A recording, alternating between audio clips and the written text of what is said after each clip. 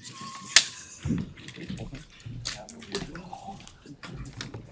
up? How you doing?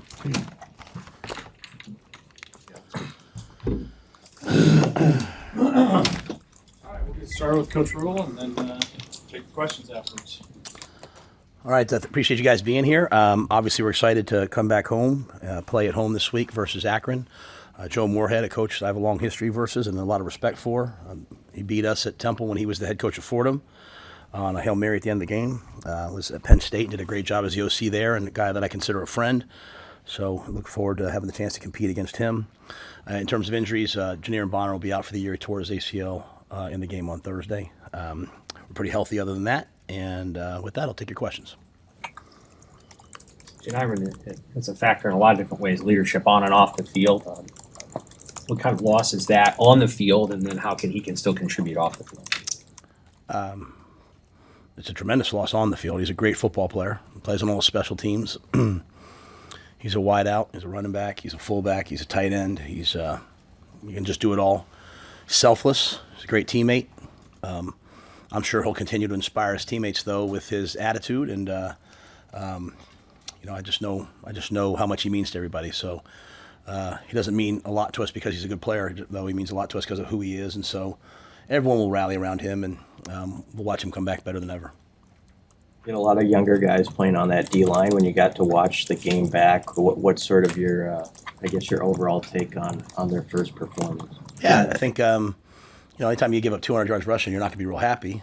With that being said, a lot of it, 96 of it was the quarterback, and a lot of that was, pass rush, and so we'll have to, him not even design runs, him getting out and running. So we'll have to work on that. I think we talk a lot about it, but I don't know if we did a good enough job as coaches of doing it. You're facing Dylan and TJ and Jalen. You're facing a lot of guys who are, pocket pro style quarterbacks. So TJ can move, but the holy grail of things that most defensive coaches don't like, or an excellent outside zone team, a tempo team, and a running quarterback. And Cincinnati is all three of those, and Coach Satterfield has been for a long time. So. When you face those types of teams, you build your team differently. You're a 3-4 team. You play with four eyes. You make the ball run to the sideline. We don't face a lot of that in the Big Ten. So it was a tough matchup for us in that regard. But we have to play better. We have to get off blocks better. We have to level out our rush better. And, we saw it on tape. We tried to adjust it during the game. And, like even watching last night, Notre Dame and Miami. Notre Dame kept hurting Miami with the quarterback draw, yet Miami continued to rush. And then at the end of the day, they got there. So we'll have to pick our spots a little bit better. But it wasn't like they were, their running backs didn't have 100 yards rushing, or 106 yards maybe, So we'll have to, it wasn't the traditional run game. It was the quarterback. And I thought he was a heck of a player. I walked right up to him after the game. I knew before the game, I saw a lot of scouts, like higher up guys I know, and they were all there to see him and the tight end. And then after the game, I told him they didn't have 100 yards rushing in the first half. 100 yards of offense in the first half, I don't believe. I don't know what the number was. You guys would know. And so they did a nice job of adjusting and just saying, hey, we're going to run this guy to try to get a win. And so we have to do a better job up front. But I thought some guys did some really good things, and some other guys, will have to make some improvement this week. On your running back position, Coach, how important is it moving forward that you try to get a second, third guy going more in these next two games at home? Yeah, I wasn't happy with it. Dana was like, hey, he made the call, so I let my coordinators coach. I wanted to get Isaiah and Mackay in, but once Dana said to me, hey, Coach, I made that call, I said, okay, cool. Emmett was hot. We went with Emmett. We'll have to get Isaiah.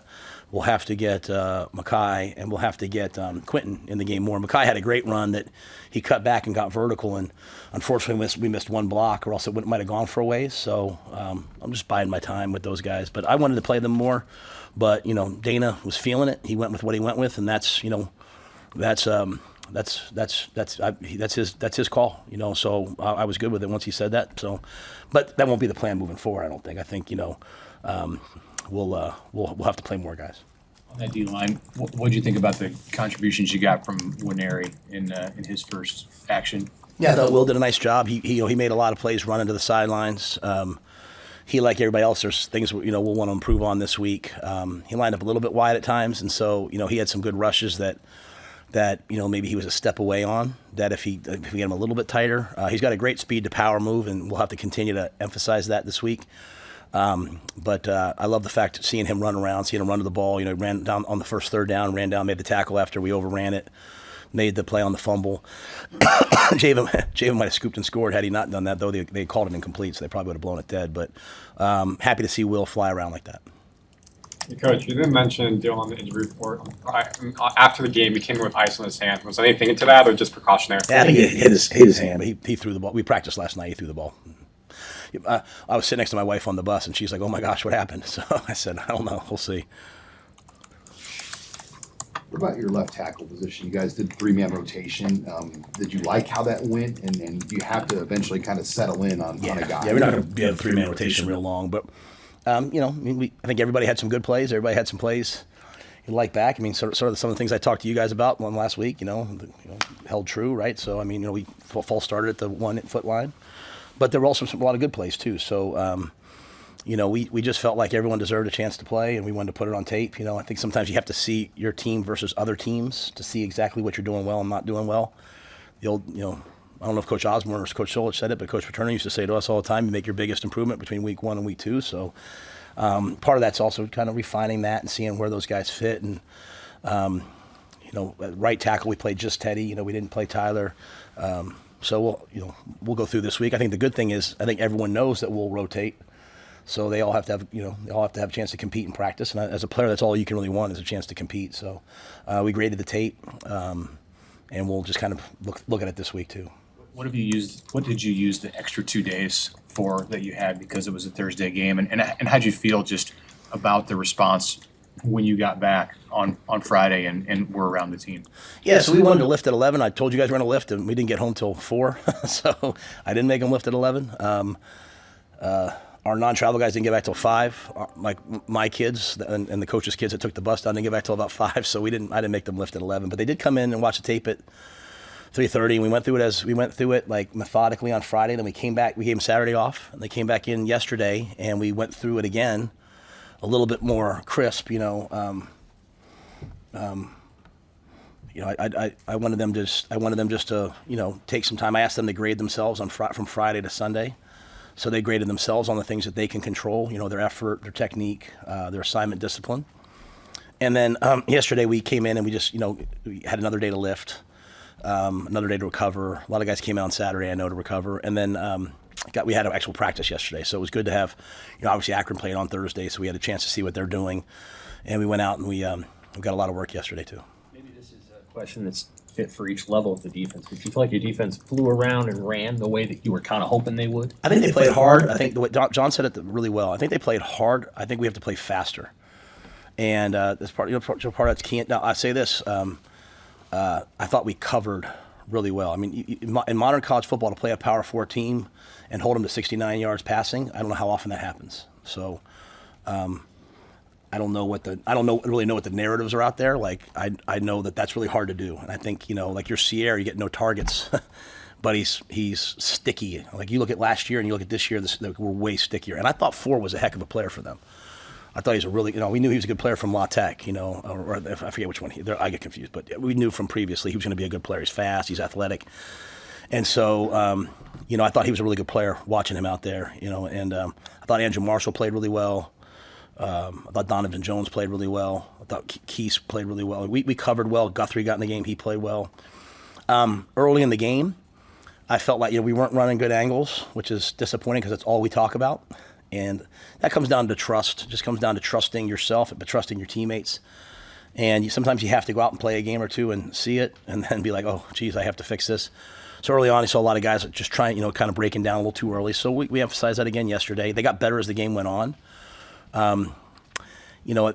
We were so dominant in terms of the time of possession that sometimes almost on defense, you'd like to get into a little bit of a rhythm. It's like we went 3 and out, and then they knocked the ball out. We scored, and then we had the ball in the second half. They went a long time without playing. I would have liked to have seen us play a little faster, but I think the biggest thing is just playing fast. Sometimes tempo sometimes has a chance to do that to you. John's getting the call in. Guys are panicked because they feel the tempo. They're not really getting the call fast enough, making all the checks that you have to make. And so just settling them down, I think, was one of the things that showed up on Saturday. But but I think like I said, I think the positives are, you're coming in saying, hey, we want to stop explosive passes. We gave up one explosive, which was on a quarterback scramble. We took the ball away twice. I think we were really good on third down. Just, some quarterback runs we have to improve upon. You mentioned Cincinnati's tempo picking up late in the game. What do you do? Is that something you feel like you have to address this week? Yeah, I think so. I think once you put it on tape, it's on tape. Now, not many teams play like that very much anymore. But that being said, we have to address it. And then you have to address what happened when they went tempo, right? It wasn't like they went tempo and just that's what it causes, but just the detail and the communication. And I think when we watch the tape, taking it away from like these global macro, oh my gosh, we can't do that. Like, no, you just be where you're supposed to be, and just taking it back to football and taking it out of emotional statements, which sometimes after a game, players can be emotional. Coach, that's why I said, hey guys, on Friday watch the tape, grade yourself, and Sunday come in and really dive into this tape. And it's like, oh, okay, we just do this a little better, this a little better. So it's the things I'm talking about, communicating the call, making the check, right on the right angle. A lot of those things, I think, if you we have to just get a little bit better at. Coach, how pleased were you with special teams? It seemed pretty clean, and obviously Cunanan was awesome kicking. Yeah, well, again, I don't want to go for all the negative narratives. I'm not going to go for all the positive ones because people keep saying that, but I wasn't completely happy with the special teams. Like, we kicked the ball out of bounds. The opening kickoff went out to the 27. So there were some good things, but like Eck got on the guys yesterday, and as he should. Like, we had chances for touchdowns. Like, first kickoff return should have been a touchdown. You watch the one block punt we go after. We have 3 guys go after it, untouched, and we don't block it. So, for us to be the team that we would like to be, we're going to have to take advantage of the opportunities we get. And so I thought they were good. The special teams were good. They just weren't at the level. I mean, we didn't make any game-breaking plays. And we have really good players. And I want our players to go make plays. And I want them to line up. I don't want them to be cautious. I don't want them to worry about what if. I want them to live in a world of what is. And the what is, hey, go make the play. And so Eck shared that yesterday. And then I shared it again, too. Like, we give you a job to do. I want you to go out and do it and attack. I think Jacory made the first guy miss every time, yet we didn't have a ton of return yards because it was like the second guy. And so things that, a missed assignment here. So it can be way better. I was really happy with the battery. I was really happy with the snap, the hold, the kick. I was really happy to see, Kyle get out there and knock that ball through. I was really happy to see Arch get out there. I mean, they had no yards returning. You look, Marquise Buford, you look, the one down the field punt, his first punt, Marquise gets doubled. He runs through 2 guys. This guy played all the snaps at safety pretty much except for a few, and he's running on punt team. So I think there's a lot of good things, but I want our players to know that we expect to make big plays on special teams, and that's what Coach Eckler expects. So I expect it, and we had a chance to, and I wish we would have made a couple more of them. Saturday is your home opener, even though Thursday probably felt a little bit like a home game. What's the anticipation being inside your stadium with all your fans here? I can't wait. I think I don't know if there's anything better that I've been a part of in my life than a night game at Memorial Stadium. It's unbelievable. So yeah, Thursday night was awesome. I loved it. Like, it was, Andy Reid shakes all of our players' hands, talks to the team, right? Like, Patrick Mahomes is on the sidelines, like, Travis Kelce, Taylor Swift. Just the who's who. Our fans showed up. They were so loud. So it was amazing. I just can't thank them enough. I mean, I'd love to go back there, to be quite honest, and play another game there at some point. But I love Memorial Stadium, and I love being at home. And, even though it felt like a home game, there's still for a lot of our guys, first time checking into a hotel, getting on the bus here. Like, there's a lot of different things that go into traveling, right? I say this not as just as something I always have to deal with. Like, we are still a really young team, and there's a lot of new guys. It's like, hey guys, this is what you do at the movies. This is what you do here. Like, so it was good to get that out of the way. But to be back at home, I think is going to be amazing, and I can't wait for the light show. We're doing the light show. I can't wait for the light show. I can't. We better do it. The first year I was like, stop looking at the light show, and the second year I was like, just look at the light show. That's amazing. So yeah, I just can't wait. So my wife, as a Lincoln business owner, loves the night games because she has all day for people to go in and get their hair done, and so I know it's probably good for the local economy because people are in town all day and spend the night. But I just can't wait to be at home. I can't wait to play in front of our students. You go down to Kansas City. I know a lot of fans went down. I don't know how many students went down. Maybe they did. Maybe I don't know. But I think playing in front of our students is really important because they are the next season ticket holders and they are the next fans. And so we have to grow the program. And when I say grow the program, not for when I'm here, for way after I'm gone, by playing well at home in front of your students, and they have great memories there. They meet their wife there. They propose at. All these different things that happen. And so I'm excited for it, and I'm excited to play again too. The game's the most important part to me. Do you have an overall assessment of Dylan Raiola's play? Yeah, I think Dylan was excellent. I think anytime you throw the ball 42 times and we don't have a turnover, I'm going to say the quarterback played well. Unless it's 42 times in a loss where you're trying to come back. I think there's maybe 3 plays he'd like back. The 4th and 2 that we didn't get. He made an aggressive check, which is part of the game. And I think if he would have just stayed with the play, he'd be the first to tell you that. So he said that. But I love that. I love the fact that he was aggressive. Like, we want to play that way. Like 4th and 2, we put the ball in his hands. He went and got it. The play he made to Luke Lindenmeyer, where he pulled the ball and ran and then put the ball on Luke's outside shoulder and Luke dragged the guy to the 1. Too bad we didn't come away with a touchdown there, but those are big-time plays. I thought you saw Dylan advance the ball in the red zone, and that was a defense. That defense, I talked about it last week, that 3-2 defense, that's what we ran at Baylor. It's a great Big 12 defense. It's so hard to go against because they're going to constantly keep everything in front of you.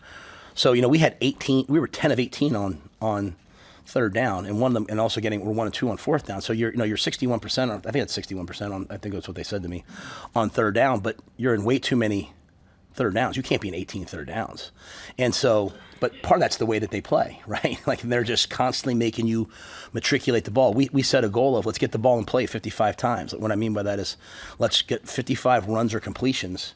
52, like in the NFL, you'll say is a win. 56, sometimes in college, we were like 64 times, something like that. But we just never kind of broke them. And then when we got down the red zone, we had to kick 2 field goals, right? So, but I don't put that on him. I think what Dylan showed us was the maturity, like. He's got Patrick Mahomes there, which he obviously respects and is friends with, and he's not out there. He wasn't out there trying to make cowboy plays. He was playing quarterback, and that's what I want. Like, we'll get better and better and better. I thought in the first half, our run game, we had 76 yards rushing in the first half. He was getting to the right checks, and I think he'd tell you there's maybe 1, maybe 2 plays he wishes he made a different check, but. Guys, we give him a ton of freedom. He has more freedom than most quarterbacks in the country probably have, and so. And he's right most of the time. And, he's right more than I would be. So I'll take it. So I thought he played excellent. This running back discussion, Mosey and Nelson, Ives, what are you looking for from them in this game? What do you got to see? There's no running back discussion for me. We have backup running backs. We have a starting running back, and we have backups. If the starting guy he got really hot in the way the game went, we had these long drives. I think they're the backups, and when if he needs a blow, we're going to put them in. But he's the guy right now.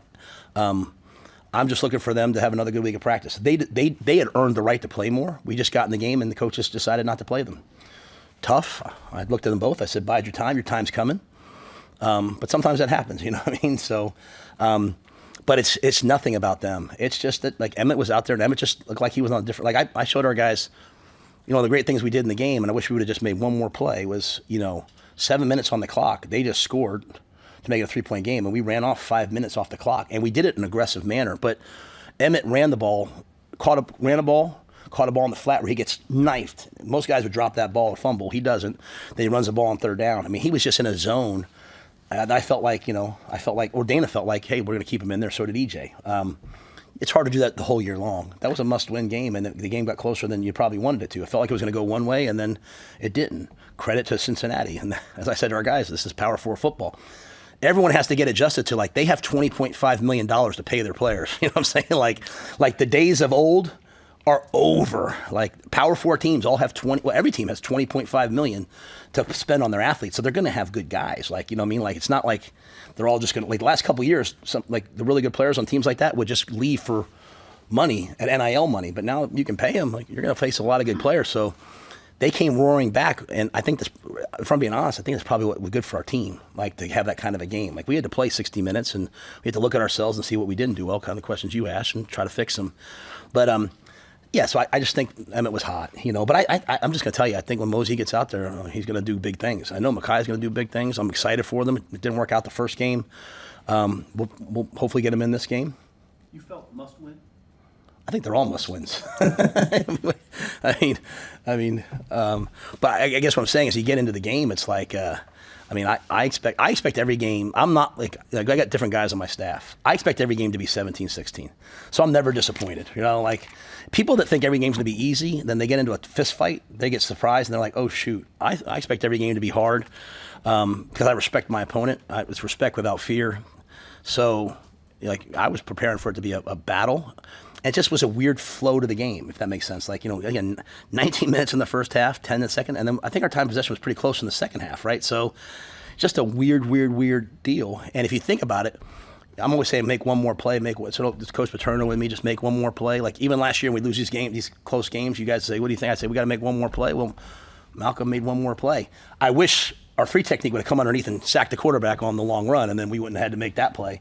So everyone's just got to. We're just going to work everyone to make one more play. And I think watching a lot of the college football you watch this week, and a lot of games came down. There's a lot of games that are 50-0, but when you watch Power 4 on Power 4, most of them came down to, a play here and a play there, right? So happy to see Malcolm make it, but that was long-winded to say. Like we had to get Emmett. We had to get Emmett going in that game, but Mosey's ready to go, and Makai's ready to go, and Quentin's back, and he's ready to go, and Quentin brings us a physical back too. So I think you'll see them all play. Last year, when you guys wanted to go to 12 personnel, you had Thomas, you had Nate, and you had Luke. You even have Bonner if you wanted to use him. At this point, it's Luke. One guy's in the NFL, one guy's in the SEC, and Janarin's hurt. So how do you feel about Heinrich and Caden Ectornott and Eric Ingwerson and some of those other guys that may have to now come in and be the blockers now that Mac's hurt too? Now that Markway, yeah. When we played the last game in 12 with Luke and Heinrich, I think Heinrich is going to get better and better and better. I think he has a unique skill set. I think it was good for him to play that game, right? So he could get a feel for what it's like, and I think we'll take advantage of his traits. I think now's the time for Carter to really step up. Like, with Wood being down, because he can do a lot of things that Wood did. With those guys being down, it's his time. Carter obviously had double hip labrum surgery in the spring, so we brought him along. We had to bring him along slowly during camp, but Carter's as talented a guy as there is in the country, and so it's his chance. And then I feel really good about Eric Ingerson. I feel really good about Caden Ectornott. Caden played on special teams for us. And I'm going to tell you, if Danny King goes in the game, I trust Danny. I think Danny King's going to play here. I think he's a walk-on football player that I think will end up playing here at some point, kind of like Luke did. I think it's a matter of not who we don't have, but like who do we do have? We have Carter sitting right here. It's his time. It kind of timed out perfectly.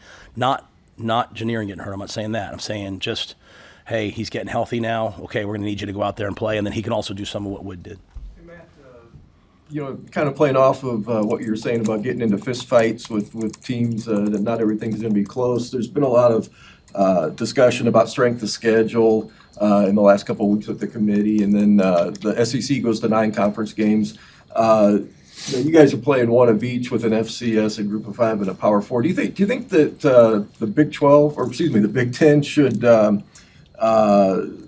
make a rule saying you can't play an FCS team, kind of like they tried to do a few years ago and then backed off on that? No. I think FCS schools depend on playing FBS teams. I think I was in the FCS. If you don't have an FBS team, it's hard to fund your football team. It's hard to fund the rest of it. So I think the SEC has been really smart over the years. They play their FCS team late in the year, so as they're getting ready to go on their playoff run, they play them before the last game, which I think is a really smart way to schedule. I just think if it was up to me, which it's not, across college football, everything would be similar. If we're all playing 9 conference games, we're all playing 9 conference games. It would just all be similar, so that it's easy to compare. I think it would hurt. It would hurt. Like you look at the year. Like I remember just watching Coach Truss when he was at Ohio State. I don't know how they schedule now, so I'm not smart. But back in the day, like, hey, you're going to play in Akron, we're going to play at Kent. Those athletic departments are counting on that revenue. So I've been at those places. I've been at Temple where like we're counting on, going here and making that money to make ends meet. So I wouldn't make that rule. Hey Matt, you ran out on the field, led the guys out. Was that a one-time thing? I think he's mentioned it might be a one-time thing. Yeah, it's Why one did you time. pick Cincy, and did everything come out? Are you healthy? You're I ran as fast as I could. I wasn't sure how that was going to go. No, that was just like a thing between the team and I. Like, just it was about working hard all. Like before I left over the bank, I was like, hey, everybody needs to work hard all summer, and the best way to improve the team is to prove yourself and self mastery. So I was like, hey, I'm going to work out every day. I'm going to get under a certain weight, and I'm going to run out in the team with you guys. And so it was just like a fun thing. And then I had a couple guys saying, you need to do that every week. And I was like, yeah, right. So, I've always felt like this should be about the team. I walk out the side and let the team run out. But it was fun to do, to be quite honest with you. And my wife commented on the look on they put that video out, the look on my face. But that's how I feel about this team. I like this team a lot. And I like being around them. I like who they are as people, and so they bring joy to me. And so running out with them was really a fun moment for me. One of the funner moments I've had. I've never run out with a team before, ever, I don't think, ever. So that's the first time in my whole career of maybe someone can find something. I don't remember it, but I don't remember ever running out, and certainly not that fast. So it's as fast as I can run. Hey, with what you said about the number of third downs that you faced, how do you feel after one game in comparison to before that game about the ability of your receivers and offensive weapons to create big plays? Some of the big plays that you didn't see as much of in that game. Yeah, that's not an issue to me of that. I mean, like we ran a double move inside post with Ja'Cory. He ran right by the safety, but the backside safety's playing with huge depth, and Dylan hit the backside in cut. I think I don't think it has anything like you think about the plays like Isaiah on the fade ball on the left sideline. He kind of throws the guy by, catches the ball, but he jumps for it. If he just lands on his feet, he walks in the end zone. So I think there's a couple. Luke had one down the right sideline that they tackled him at like 19 yards. If one guy makes a block, he gets 20 yards. So I think we have. I left the game, to be completely honest, I left the game being like, all right, well, Ja'Cory almost broke along when he just got hit his thigh and he tripped up. And Ja'Cory played the whole, he got hit early on, played the whole game kind of limping a little bit, but that's who that kid is. He's a competitor. So I know Ja'Cory can make plays. I watched Luke make plays. I watched Dane make plays. I watched Isaiah make plays. It's 3rd and 6, man-to-man. Luke, Dane wins, he catches an under route, makes the guy miss. And Isaiah, the touchdown. So I left there feeling like Emmett certainly made a ton of plays. I was like, man, our playmakers showed up. But the natural defense there is kind of take that away. So, yeah, would we have loved to have more? Absolutely. Are we saying it's okay to have one explosive play? Not at all. But I don't think it's a player issue. I think it's just us. We're going to go back this week and just try to get a little bit better and keep putting the ball in play, and then hope that we make some guys miss. Have some more catch and runs, and then hope that some other defenses give us, a little bit more opportunities to get the ball down the field. You mentioned on Thursday you said it's cool to be a Husker, and then on Friday you announced you're on Pat McAfee weekly moving forward. How does that play into your aspect of recruiting, seeing you on TV weekly talking about football? Yeah, I want to make it very clear. It's not. I don't want to come across like it's about me. Like I'm not trying to be a media personality. I mean, I'm doing a podcast. I'm on Pat McAfee. It's just that like I just feel like nationally in recruiting we need Nebraska. We need all out front and center, right? And so. We need to we're doing more social media than we ever have, right? We're pushing as many things out as we can. Like Pat McAfee, I mean, it's not just national. It's international at this point, right? So, and you think about ESPN. ESPN is a large SEC presence, right? So, by being able, by myself being able to be on Pat, you have a Big Ten presence now on ESPN, and I can represent University of Nebraska. So, that to me is. It's an unbelievable opportunity. Like I didn't, when Pat asked me to do that, I was floored and excited. I like Pat a lot too, but I think it's just really important for us in recruiting to be out there as much as possible because I think that's what young people want. They want to go to a program that's out there and that's trending and that's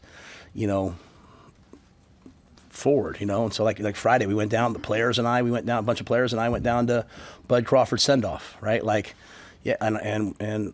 Yeah, it's pretty cool that you can come to the University of Nebraska and see the pound for pound king is right down the road. He comes to games. I mean, I want all that. I want people to come to our games and stand on the sidelines. I think I think there should be 1,000 people on the sidelines. There should be every former player should be on the sidelines, and as many people as we can. I think people should turn the games on and be like, I want to go check that place out. So so I'm trying to constantly push all of that as best I can. While at the same time, making sure you're not too busy, but we have plenty of time. Thank you. Thank you.